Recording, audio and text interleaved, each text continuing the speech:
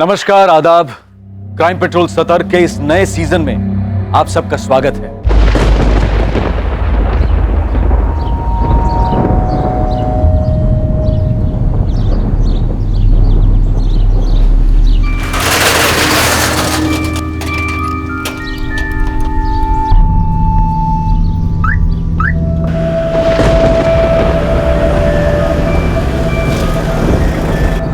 सुन मोहन, मैं निकल रहा हूँ। मेरे पीठ पीछे तुम खिसक मत जाना। क्या साहब, आप भी ललित की चुगली पे यकीन कर लेते हो?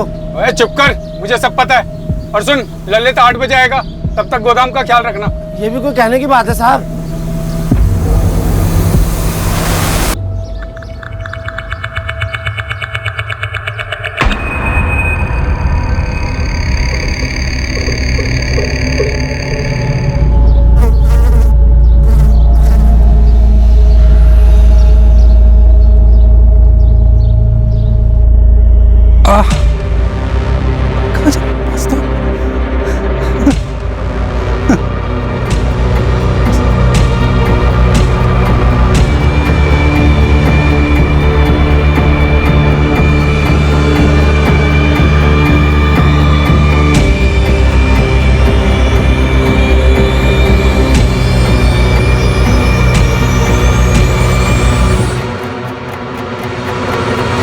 सिक्योरिटी गार्ड मोहन जायसवाल सालों से उस गोदाम की रखवाली करता आ रहा था, पर उस दिन गश्त लगाते वक्त उसने जो देखा वो दृश्य उसने पहले कभी नहीं देखा था। इस चौंकाने वाली घटना का अंजाम कई जिंदगियां भुगतने वाली थी। ठीक दूसरे दिन 16 जून को पास के शुक्ला परिवार के घर में एक भयंकर भूचाल आया।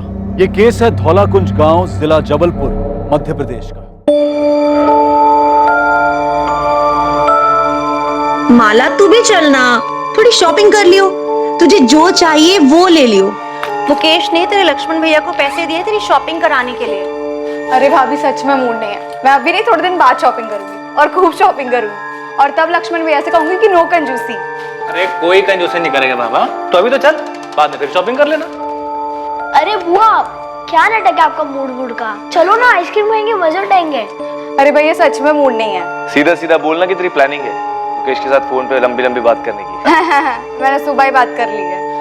अच्छा बाबा, अगर तुझे नहीं जाना है तो मत जा, लेकिन कम से कम ये तो बता दे चाहिए क्या, बिना ऑर्डर तो दे देगी। अरे क्यों, मेरी ज्वेलरी है तो मैं खुद ही ऑर्डर दूंगी ना। बाबा जैसी तेरी मर्जी। हम तो चले, योगिता के लिए भी कुछ लेना है। चलो हाँ। लेट हो जाएंगे।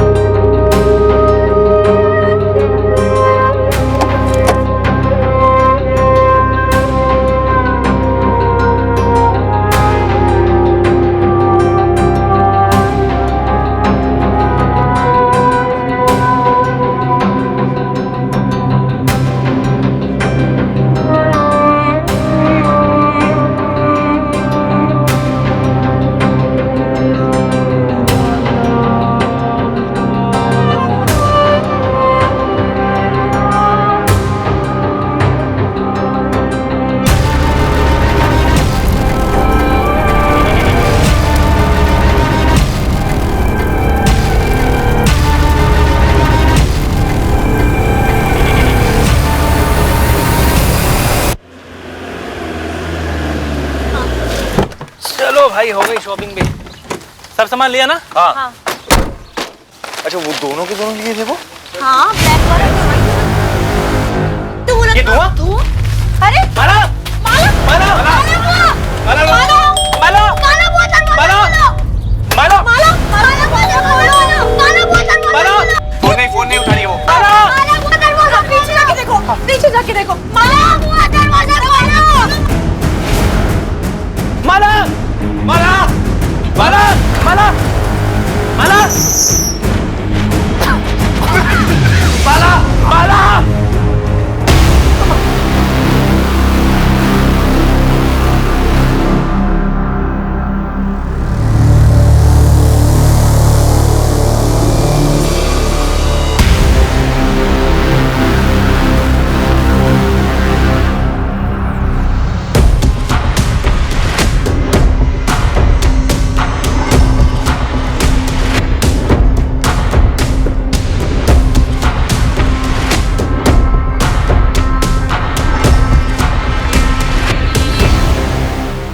लक्ष्मण भैया, विनय भैया, बीना भाभी, रोहित, मुझे माफ कीजिए। मैं ये कदम नहीं उठाना चाहती थी, पर मुझे समझ नहीं आ रहा था कि मैं और क्या करूं। मैं आप लोगों के खिलाफ नहीं जा सकती, पर मुझे ये मालूम है कि जो मेरी लाइफ में होने जा रहा है, मैं उससे कभी खुश नहीं रहूंगी। काश मैं आपको ये बात बता पाती, काश आपको समझा पाती कि मुझे लाइफ से क्या चाहिए और क्या नहीं। आई एम सॉरी, मैं इस रिश्ते से खुश नहीं हूँ, और प्लीज योगिता दीदी की इसमें कोई गलती नहीं है। उन्हें इस बारे में कुछ नहीं पता था, ना ही जीतू जीजू से इस बारे में बात की थी मैंने। और हाँ, इसमें मुकेश का तो कोई कसूर नहीं है। सब लोगों को फिर से सॉरी। आप सबकी माला। योगिता, क्या हुआ? योगिता, कुछ बोलो। माला ने सुसाइड कर लिया। क्या क्या भाभी, क्या बोल रहे हैं आप? चिट्ठी छोड़ के शादी नहीं करना।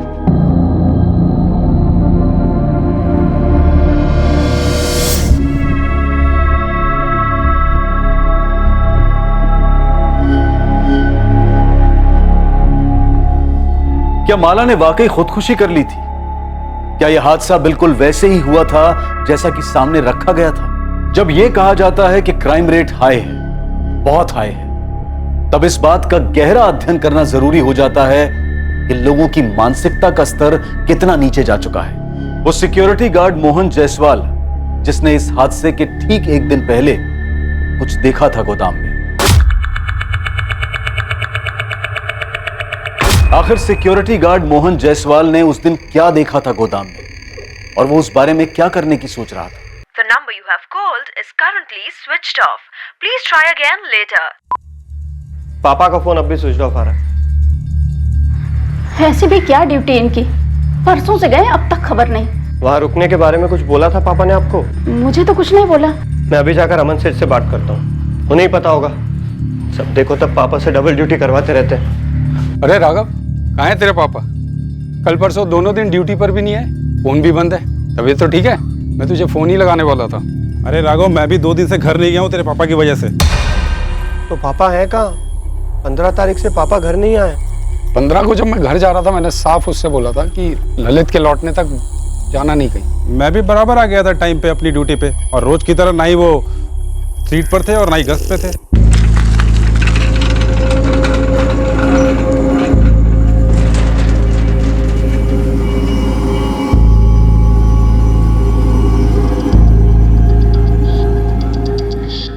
पता नहीं 1-5 मिनट ज्यादा रुकने में क्या जाता है मोहन भाई का।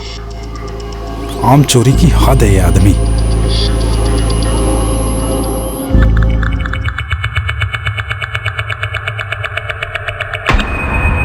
डंडा भी सही जगह पे रख के नहीं जाते। 2 दिन में कितनी बार फोन लगा चुका हूँ, हर बार स्विच ऑफ बता रहा है। क्या माजरा क्या है? यही तो मैं आपसे बोल रहा हूँ अमन सेठ, 15 तारीख से पापा घर नहीं आए, फोन भी ऑफ आ रहा है उनका। टीवी कर कहीं चले तो नहीं गए? क्या बोल रहे हैं सेठ आप? आज तक कभी किया है पापा ने ऐसा?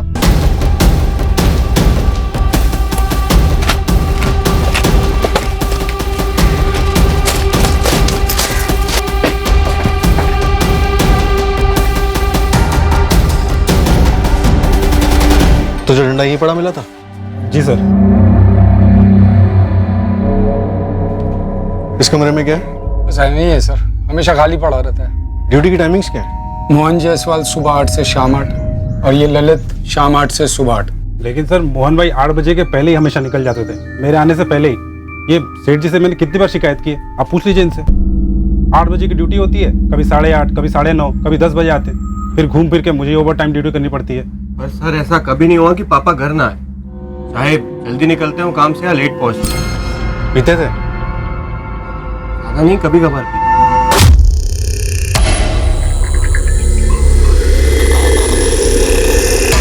ललित, क्या जानता है तू? कहाँ है मोहन जायसवाल? मुझे क्या पता, मैं जब यहाँ आया तो मोहन भाई यहाँ पर नहीं थे, और वो डंडा यहीं पड़ा हुआ था।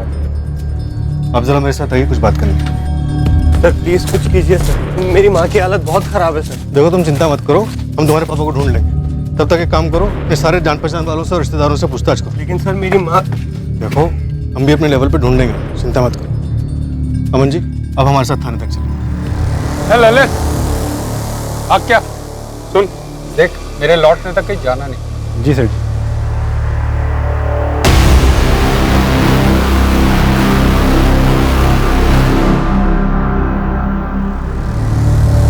देखा मैंने किस तरह आप देख रहे थे ललित, उस पर कोई शक है? ऐसे शक तो नहीं है, पर कैसे कहूँ समझ नहीं पा रहा।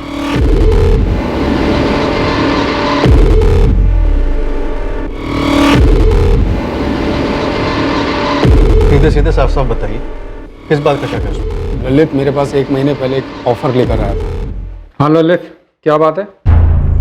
सेठ जी वो मोहन भाई पूरा 1 घंटा लेट आए हैं आज। हाँ हो गया लेट तो क्या हुआ? तो तेरे बाप का क्या जाता है बे? ये क्या तरीका है बात करने का मोहन भाई? तो और कौन सा तरीका तेरे से बात करने का बे? अरे 1 घंटा बहुत होता है, मैं कुछ बोलता नहीं तो आप उसका फायदा उठाते हो। हो गया लेट, जो उखाड़ना उखाड़ ले, घर जा अपनी बीवी के पल्लू में घुस जा, समझा तू? मैं उससे बात करूंगा कि तमीज से पेश है।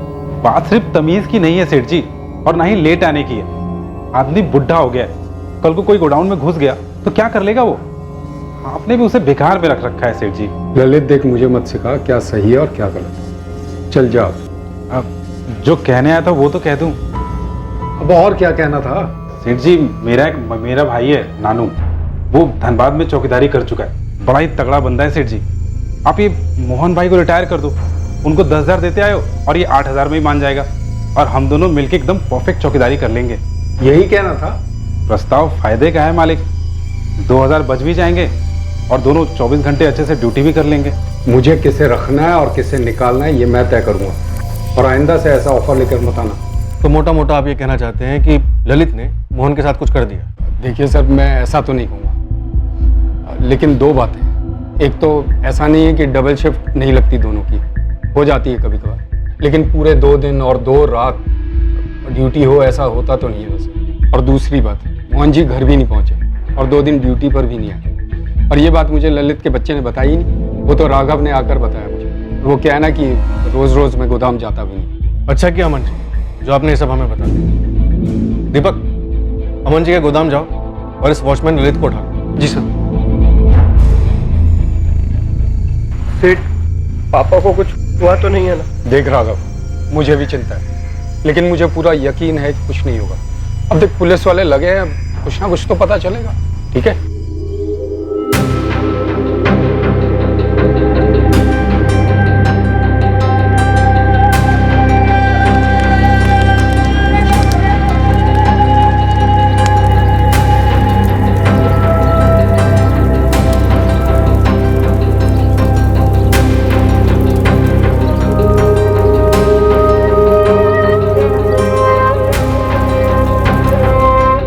सुनो, मैंने विनय भाई साहब को 1 लाख रुपए दिए हैं कैश तुम्हारी ज्वेलरी के लिए। 1 लाख? 1 लाख में तो आर्टिफिशियल ज्वेलरी तक नहीं आएगी, और मैं बेवकूफ डायमंड वायमंड के बारे में सोच रही थी। अरे बाप रे, मतलब शादी से पहले ही कंगाल करने का इरादा है तुम्हारा? तो ना करो ना शादी, अभी तो सिर्फ एंगेजमेंट हुई है, अभी भी कुछ बिगड़ा नहीं, कैंसिल कर सकते हो। मतलब एक डायमंड के लिए तुम शादी कैंसिल कर दो? डायमंड चाहिए ना तुम्हें? अगले हफ्ते ही डायमंड मिलेगा तुम्हें। मेरा भोपाल का एक ट्रिप लग रहा है, वहाँ बहुत अच्छा ज्वेलर दोस्त है मेरा। अरे मैं तो मजाक कर रही थी। अब भाई तुम मजाक कर रही थी, लेकिन मैंने तो प्यार किया, और प्यार कोई मजाक नहीं है। अब डायमंड को आने से कोई नहीं रोक सकता। आप कब और कैसे हम पर इतने लट्टू हो गए, हमें तो पता ही नहीं चला। अब भाई ये तो मुझे भी नहीं पता। तुम अपनी सहेली के साथ स्कूल से लौटा करती थी, और मैं भी विदाउट फेल तुम्हें देखने के लिए पहुंच जाया करता था।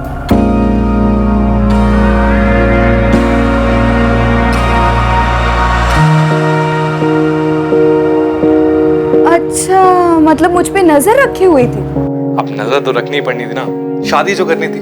वैसे मैं तो तुम्हें सिर्फ देखता था, बाद में भैया भाभी से बात की, तुम्हारा हाथ मांगा और तुमने भी ओके बोल दिया।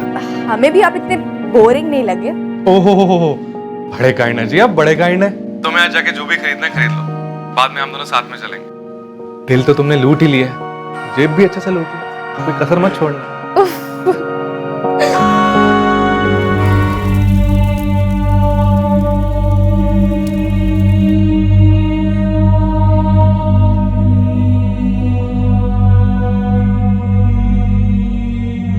महेश, हमें कोई आइडिया नहीं था कि माला दुखी थी। नहीं भैया, माला किसी भी एंगल से दुखी नहीं थी। सुबह ही तो हमारी बात हुई थी, अच्छे खासे मूड में थी वो। शादी नहीं करनी थी तो बोल सकती थी मुझे, बहुत खुलकर बात होती थी हमारे बीच।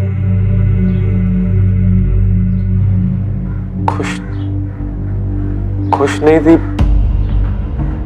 कि बात मैं मान ही नहीं सकता।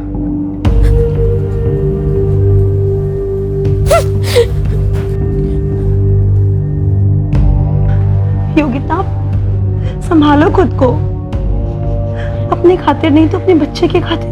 भाभी ऐसा क्या खाया जा रहा था उसे?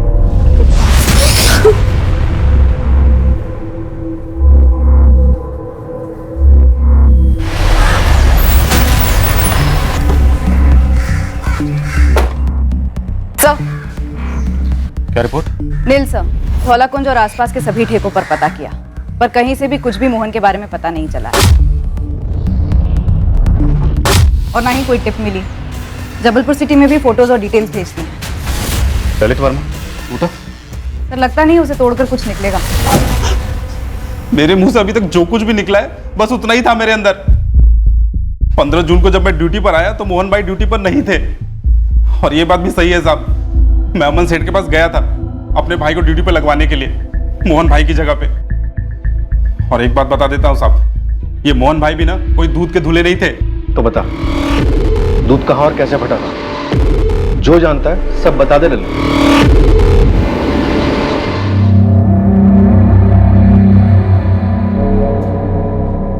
ये कमरा हमेशा खाली रहता? जी साहब।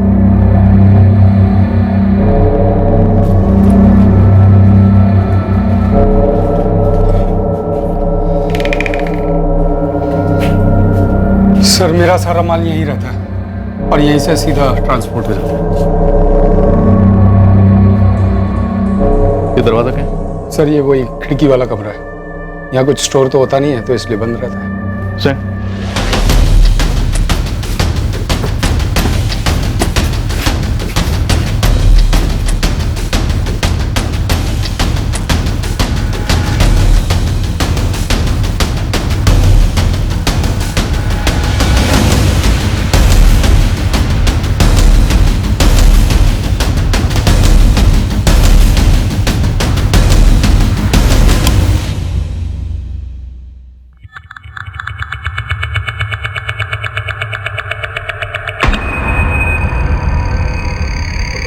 ललित को डंडा यही मिला था जो मोहन जायसवाल इस्तेमाल करते हैं? सर, ललित ने बताया तो यही था।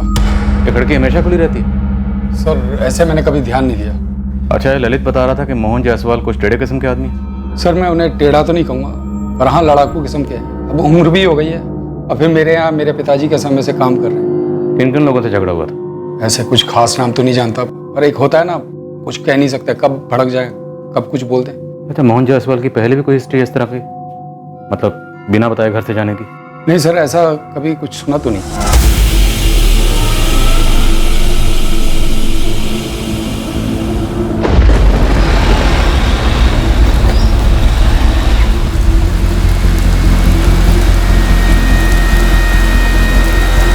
साहब, ये ललित वर्मा के खिलाफ तो कोई क्रिमिनल हिस्ट्री मिली नहीं, लेकिन जो ये मोहन जायसवाल है इस पर मर्डर चार्ज था। क्या? धौलाकुंज गांव का एक लोकल पुलिस थाना है और लगभग 6 साल पहले मर्डर के सिलसिले में अंदर था। किसका मर्डर? एक पड़ोसी था, भीखू गुप्ता।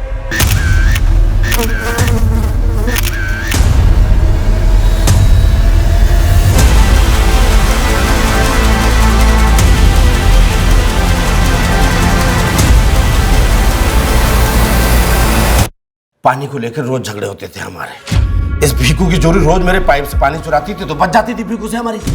अब पानी के लिए उसका मर्डर करूंगा क्या? मोहन जायसवाल, चाकू कहाँ फेंका तूने? चाकू चलाया नहीं तो फेंकूंगा कहाँ से? फेंक तो आप इंस्पेक्टर, झूठा इल्जाम लगा रहे हैं मुझ पे। आखिरी बार कह रहा हूँ, मैंने भीखू का मर्डर नहीं किया। अब जो उखाड़ना उखाड़ लो। पुलिस उसके खिलाफ कोई केस बना नहीं पाई तो उसे छोड़ दिया गया, लेकिन भीखू गुप्ता का लड़का विक्की मोहन के पीछे हाथ धोकर पड़ा हुआ। अरे कीचड़ कीचड़। अरे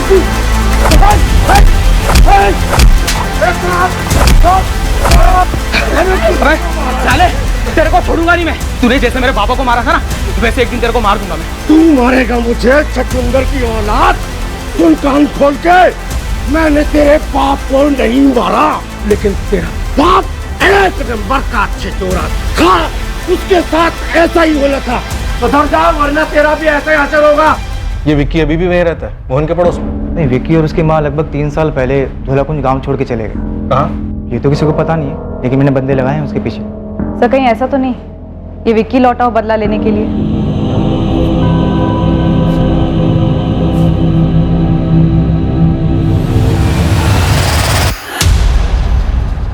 कौन है भाई? तेरी मौत मोहन जायसवाल, जो पिछले 6 साल से तेरा इंतजार कर रही है। एक एक बॉक्स उठा, चेक करो सब जगह।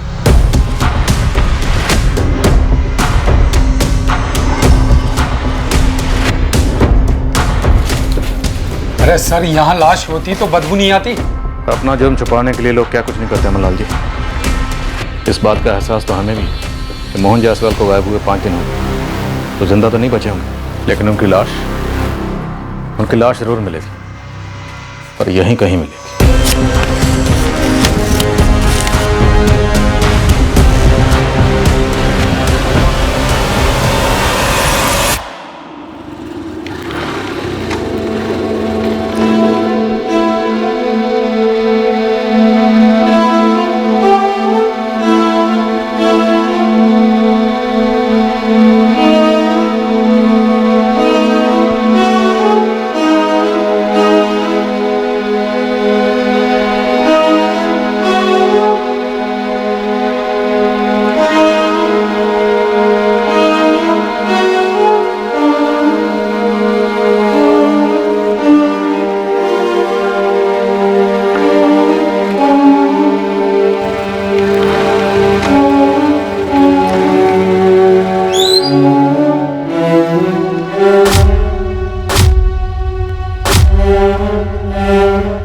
सिक्योरिटी गार्ड मोहन जायसवाल के मिसिंग केस की तहकीकात शुक्ला परिवार के दर पर पहुंचने वाली थी।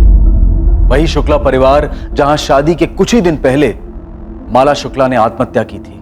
माला के बड़े भाई लक्ष्मण और विनय का मोहन जायसवाल से क्या ताल्लुक था? उस दिन गश्त लगाते वक्त मोहन जायसवाल ने गोदाम के एक कमरे में ऐसा भी क्या देखा था कि तब से मोहन जायसवाल दिखाई नहीं।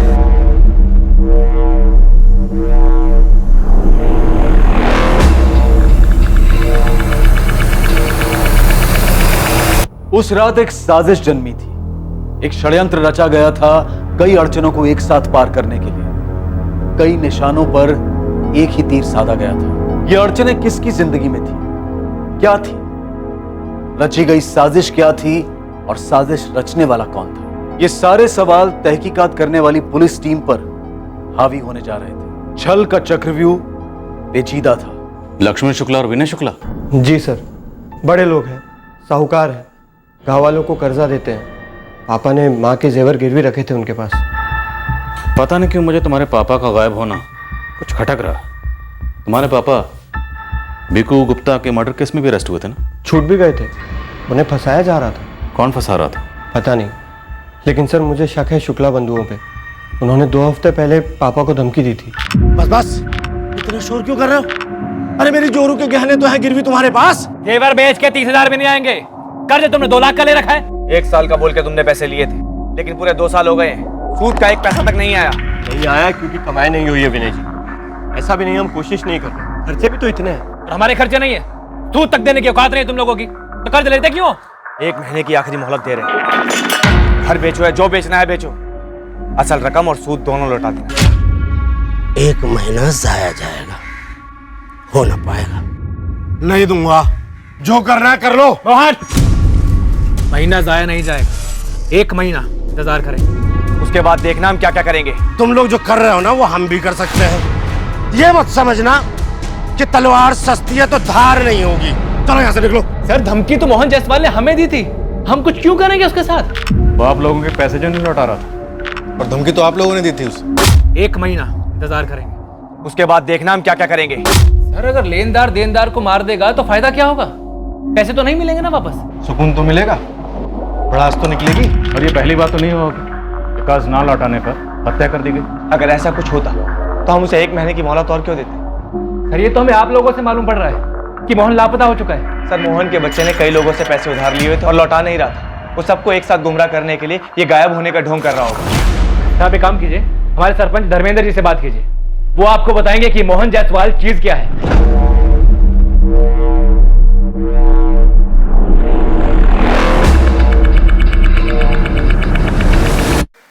देखिए दरोगा साहब, पूरा धौला कुंज हैरान है कि मोहन ऐसे कैसे गायब हो गया। क्या आपको लगता है कि मोहन खुद से कहीं भाग गया और अब बेटा ड्रामा कर रहा है गायब होने का, शुक्ला बंधुओं पर इल्जाम लगाने का? होने को तो कुछ भी हो सकता है साहब। जब भिगू गुप्ता का मर्डर हुआ था तब विक्की ने जायसवाल पर हमला किया था। तब मेरी विक्की से बात हुई थी, समझाया था मैंने उसे कि भावनाओं में मत बहना। भीको गुप्ता का केस क्लोज नहीं हुआ कभी? होते हैं ऐसे कुछ केसेस, क्या करें। और अब मोहन गायब है? सुना है मैंने, आदमी था ऐसा जो खुद को गायब करवा सकता। ये उसी की कोई चाल होगी। सब लोग सही कह रहे हैं कि वो ठेड़ा बंदा था। इस शुक्ला बंधु 2 लाख के लिए किसी को नहीं मारेंगे। मैं तो कहता हूँ किसी भी रकम के लिए नहीं मारेंगे। पुश्तों से साहूकारी करते आ रहे हैं। और तो और इस वक्त शुक्ला परिवार में भयंकर शोक है साहब। क्यों? आपको नहीं पता उसकी बहन के बारे में? आप बताइए। कुछ दिन पहले ही उनकी छोटी बहन माला ने खुद को जलाकर आत्महत्या कर ली। बेचारी 18-19 साल की थी साहब। कब हुआ ये? अभी 16 तारीख की छोटी बहन माला ने खुद को जलाकर आत्महत्या कर ली। अभी 16 तारीख।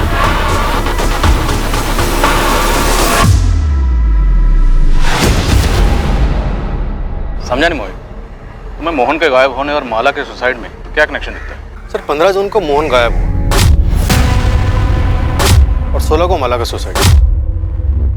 दोनों को जोड़ने का लॉजिक क्या है? सर मोहन का बेटा राघव, उसने शुक्ला बंधुओं पे आरोप लगाया। दोनों केसेस में कनेक्शन तो बनता है, तो इस कनेक्शन को टटोलना भी बनता है। सर मोहन जायसवाल के फोन रिकॉर्ड्स आ गए। कुछ मिला? उसके फोन का आखिरी लोकेशन गोडाउन में ही था। 15 जून को 5:45 पर फोन स्विच ऑफ हुआ है।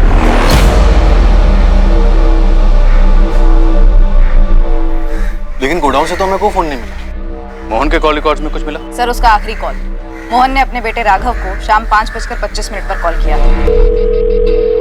हाँ पापा। अरे राघव बेटा, हैंडल मिल गया। हाँ सीधे गोद में गिरा है समझ। अब इन शुक्ला बंधुओं को ना ऐसा मजा चखाऊंगा ना तो देखना। पापा क्या हैंडल वेंडल की बात कर रहे हैं आप? क्या बोल रहे हैं आप? ये राघव पक्का हमसे कुछ छुपा रहा है, अपने बाप को छुपा रहा है सर, और हमें घुमा रहा है। तगड़ी गर्मी देनी होगी इसे। सर ये बाप बेटे मिलकर बहुत बड़ा गेम खेल रहे हैं। शुक्ला बंधुओं को अंदर करवाओ और अपना सारा कर्ज मिटा दो। उठाओ इस राघव। एक मिनट, मारिए मत सर, मारिए मत।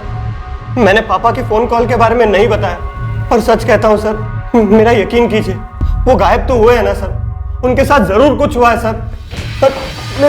मेरे तेरे बाप के साथ क्या हुआ? तू और तेरा बाप मिलके हमारे साथ आँख मिचौली खेल। तेरा बाप खुद कहीं छुप के बैठा हुआ है और तू हमारे पास आया उनकी झूठी कंप्लेंट लिखवाने। क्यों? क्योंकि तू शुक्ला बंधु को फंसाना चाहता। सच है ना? ये सच नहीं है सर। तेरे हिसाब से 15 तारीख की रात को तेरे पापा मोहन गायब हुआ। 16 तारीख का पूरा दिन गया, पूरी रात गई। 17 की सुबह गई और 17 की दोपहर को जाके तू अमन लाल के पास जाता है इंक्वायरी करने, और 17 को ही तू पुलिस के पास आता। सर मुझे लगा अमन सेठ ने उन्हें डबल ड्यूटी पे लगा दिया सर। अभी डबल डंडा पड़ेगा ना तो खुद ब खुद बोलेगा तेरा बाप कहाँ डबल ड्यूटी कर रहा है। लगाएं डबल डंडा।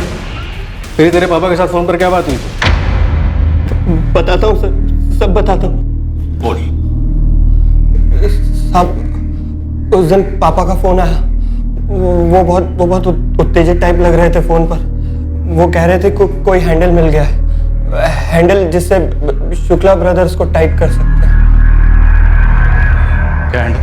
सर वो शुक्ला ब्रदर्स के बारे में कुछ कह रहे थे। अरे राघव बेटा, हैंडल मिल गया।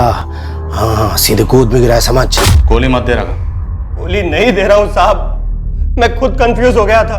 मुझे खुद कुछ नहीं समझ आ रहा था कि पापा फोन पर क्या कह रहे हैं। पापा साफ साफ बोलिए ना, क्या हैंडल वैंडल?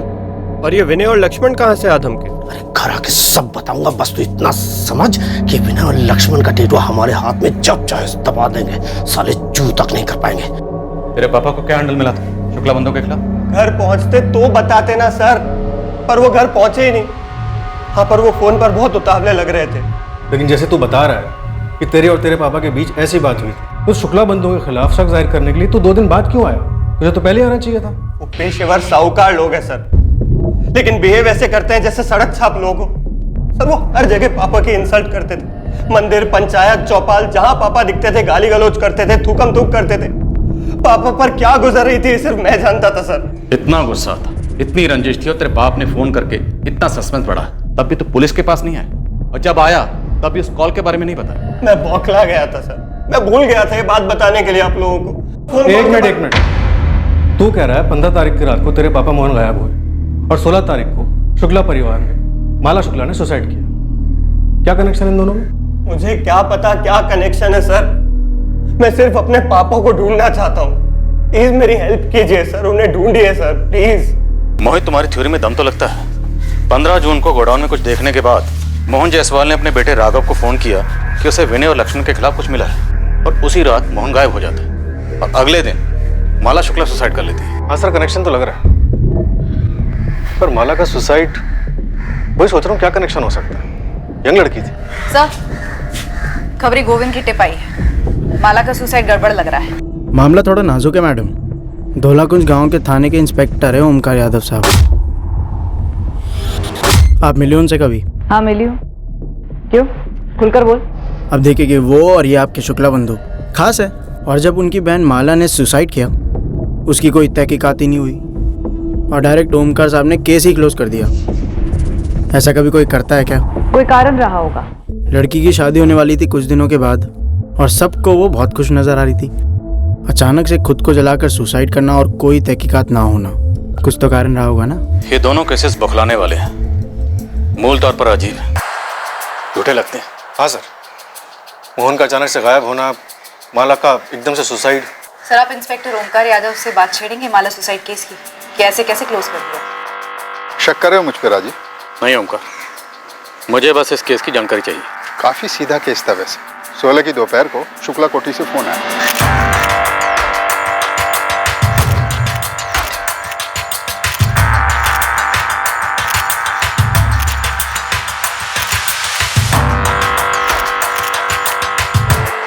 कुछ नहीं बचा था, हड्डियां गलने लगी थी, मांस जल चुका था, ऊपर से माला की सुसाइड नोट थे, सब कुछ क्लियर था। भोपाल से हैंड राइटिंग एक्सपर्ट मंगवाया, राइटिंग मैच करवाई, ये है फॉरेंसिक रिपोर्ट, माला की ही राइटिंग। राजीव, आप मुझ पर बिना तहकीकात के केस बंद करने का इल्जाम नहीं लगा सकते। माला ने सुसाइड ही किया था। माला अपनी होने वाली शादी से खुश नहीं थी। वो खुश नहीं थी क्योंकि उसकी शादी उसके बहन के देवर मुकेश के साथ तय की गई थी। वो लड़की बोल नहीं पाई थी, लेकिन लड़की खुश नहीं थी। पोस्टमार्टम रिपोर्ट कहाँ कर? क्या पोस्टमार्टम करवाते राजीव? हड्डियां, बचे कुचे मांस का पोस्टमार्टम। माला का परिवार, विनय, लक्ष्मण की वाइफ वीना, वो सब माला की बड़ी बहन योगिता की गोद भराई के लिए शॉपिंग पर गए थे। माला नहीं गई थी क्योंकि वो सुसाइड करना चाहती। ओमकार, मेरा सवाल है कि पोस्टमार्टम क्यों नहीं हुआ? एक एक बाल, बचे हुए अवशेष, हड्डी का एक टुकड़ा डीएनए के लिए काफी होता है। मुझे सुसाइड नोट काफी लगा, पोस्टमार्टम की जरूरत बिल्कुल भी नहीं लगी। केस क्लोज कर दिया, ओपन एंड शट केस है। मान लो अगर ये सुसाइड केस नहीं है तो हो सकता है शुक्ला बंधुओं ने खुद अपनी बहन का पहले कत्ल किया, फिर उसे जला दिया और अब वो सच्चाई छुपा रहे हैं। इसमें तुम इतनी दिलचस्पी को दिखा रहे हो? ये सुसाइड का मामला है, इस केस में मर्डर का कोई स्कोप ही नहीं। माला के भाई विनय और लक्ष्मण माला की हत्या क्यों करेंगे? Honour killing. अरे माला ने कभी मुकेश के लिए नाखुशी जाहिर ही नहीं की, तो फिर विनय और लक्ष्मण माला की हत्या क्यों करेंगे?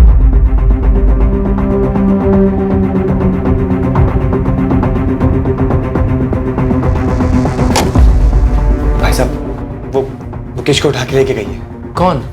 सोमानीपुर पुलिस स्टेशन की पुलिस, जो मोहन जायसवाल केस में तहकीकात कर रही है। तो मुकेश का मोहन जायसवाल से क्या लेने देना है? पता नहीं भाई साहब, वो माला के सुसाइड केस में अपनी नाक अड़ा रही। माला के सुसाइड केस से उनका क्या मतलब है? चल क्या रहा है? मुझे आइडिया नहीं है लक्ष्मण भैया, मैं ऑफिस में था जब वो मुकेश को उठा के ले गए। जीतू, क्या मुकेश को वाकई ऐसे लगता है कि माला ने सुसाइड नहीं किया है?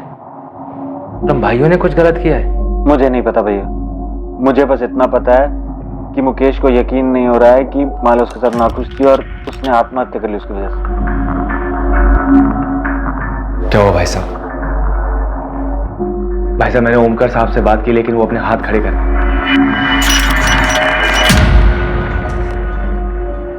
क्या आप भी मेरे दोनों भाइयों पर शक कर रहे हो? मुझे ताज्जुब है कि तुम्हें शक क्यों नहीं हो रहा।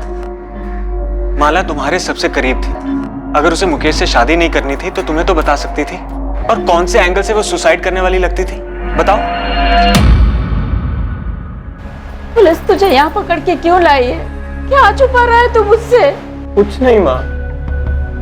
साहूकारों की बहन की आत्महत्या के तेरे पापा से क्या ताल्लुक है? मुझे नहीं पता माँ।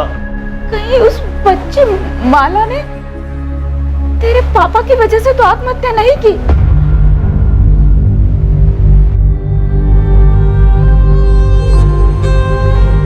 हैंडराइटिंग मैच की गई, माला की है। तुम्हें लगता है जबरदस्ती लिखवाया गया होगा? माला को उसके भांजे ने मारा। मुकेश, हम जानते हैं कि तुम्हारी तरफ से प्रेम था, एंगेजमेंट हुई, माला भी इस एंगेजमेंट से खुश थी, सच है ना? 2 महीने पहले एंगेजमेंट हुई, 4 महीने बाद शादी थी, फिर अचानक ये सुसाइड। मोहन जायसवाल को जानते हो? जानता तो नहीं सर, पर सुना है वो गायब है। कोई वॉचमैन था गोदाम में।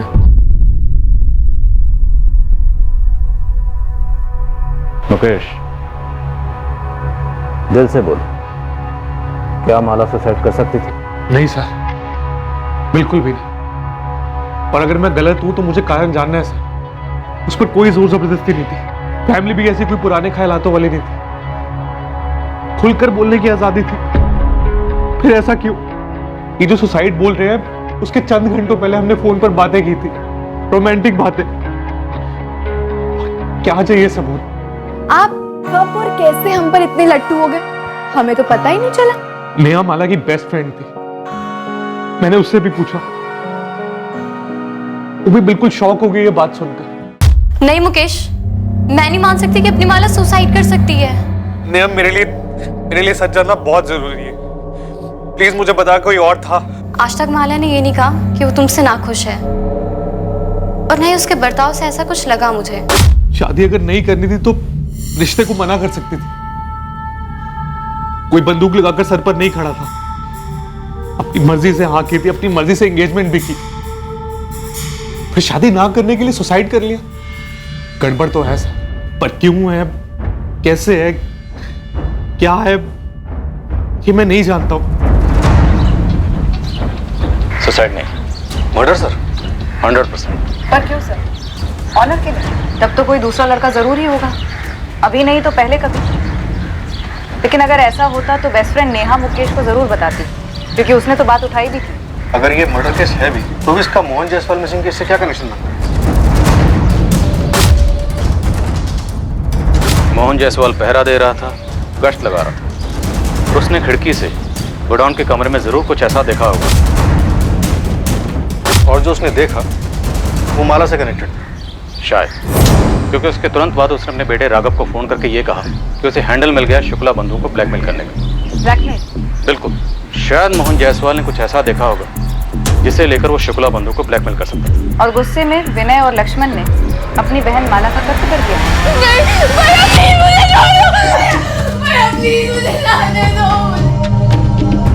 मुझे माफ कर दो, हमसे ऐसा नहीं होगा।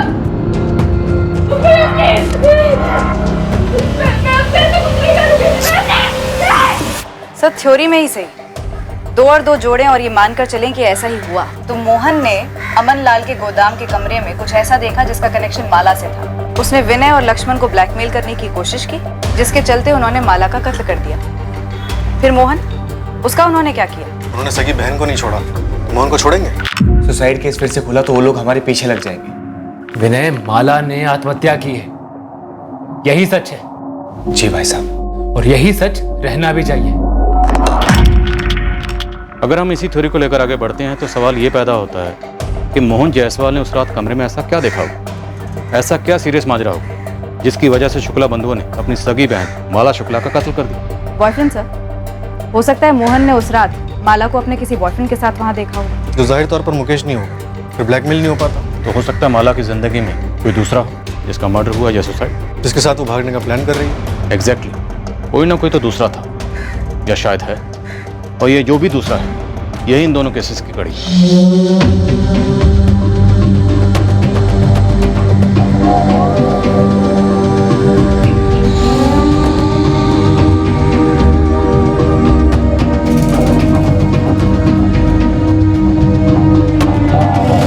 मोहन जायसवाल मौजूद ही नहीं था जो ये बता सके कि आखिरकार उसने क्या देखा था।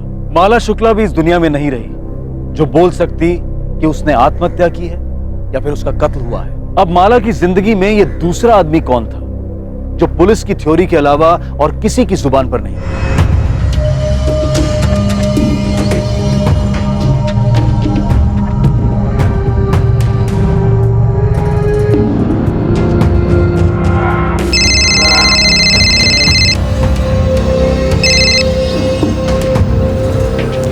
आकाश बोल। अजय, सुना कल शाम को क्या हुआ? क्या यार तू ये बता, तू है कहाँ पे? तू बोलना क्या हुआ कल शाम? यार माला ने सुसाइड कर लिया है। क्या? हाँ यार, उसने खुद को जला लिया।